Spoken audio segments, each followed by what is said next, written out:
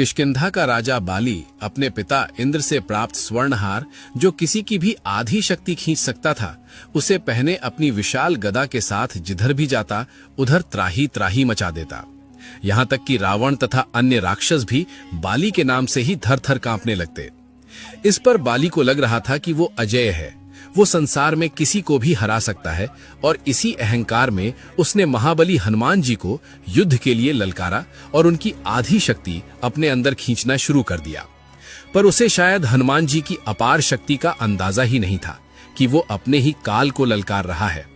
दरअसल बाली, जो इंद्रपुत्र होने के कारण अपार शक्तियों का स्वामी था, उसका सबसे ताकतवर अस्त्र था उसके गले का वो स्वर्णहार, जो उसे अपने पिता इंद्र से प्राप्त हुआ था।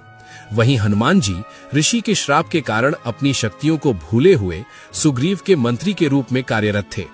हनुमान जी अपना ज्यादा समय पहाड़ की कंदराओं में राम नाम जप करते हुए बिता रहे थे, और बाली भी किष्किंधा की प्रजा का उत्तम प्रकार से देखभाल करते हुए शासन कर रहा था। पर इसी बीच राक्षस राज रावण ने कुछ ऐसा किया कि बाली एक अच्छे शासक से अहंकारी वानर बनकर रह गया। असल में जब लंकापति रावण तीनों लोकों के देवी देवताओं को जीतने के बाद भी अशांत था, क्योंकि उसे पता था कि उसका वध वानर और मनुष्य के हाथों अभी भी संभव है, तब उसने सोचा कि अगर वानरों के राजा बाली, जो उसके समान ही शक्तिशाली है, उसे हरा दे तो वानरों से मृत्यु का भय समाप्त हो जाएगा।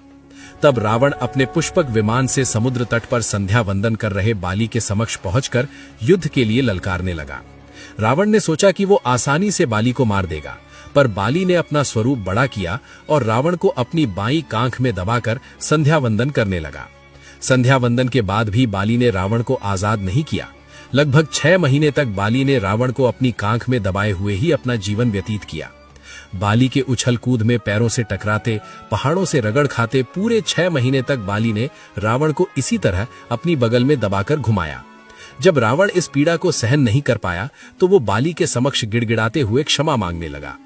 इस पर बाली ने दया करके रावण को मुक्त कर दिया, पर चालाक रावण ने बाली को अपना मित्र बना लिया।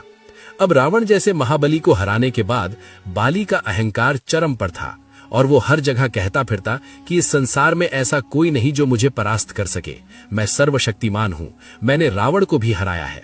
उसकी ये अहंकार पूर्ण गर्जना जब बर्दाश्त से बाहर हो गई तो जामवंत जी से रहा नहीं गया, और उन्होंने क्रोध में बोला, हे वानर राज, आप अहंकार वश खुद को सबसे शक्तिशाली बता रहे हैं, पर असल में आपकी शक्ति हनुमान के सामने कुछ भी नहीं। इस पर ठहाके मारकर हंसता हुआ बाली बोला, कौन वो हनुमान? उसके पास शक्ति भी है, जान